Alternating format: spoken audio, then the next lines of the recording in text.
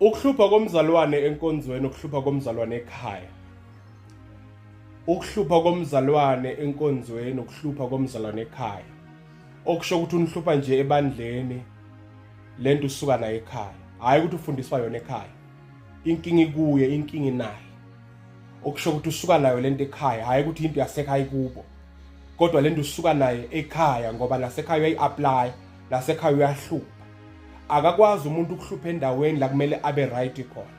Ekubeni la asuka khona, asuke right.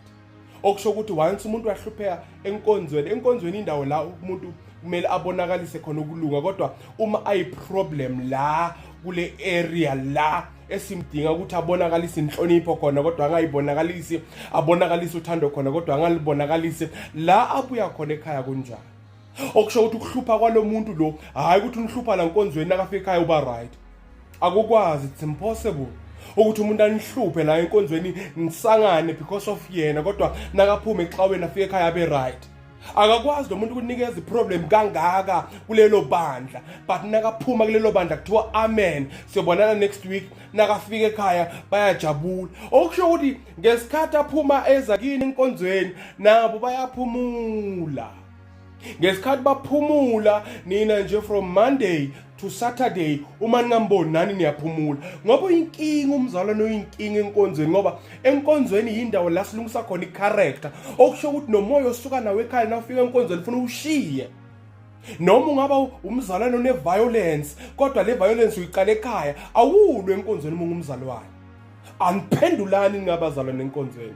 Yinto yasekhaya leyo ishiye ekhaya. Lana we are fixing a character. We are going to fix your heart. We are going to fix your perspective. Lana ukuthi noma uyi-breadwinner ekhaya aku-apply enkonzweni.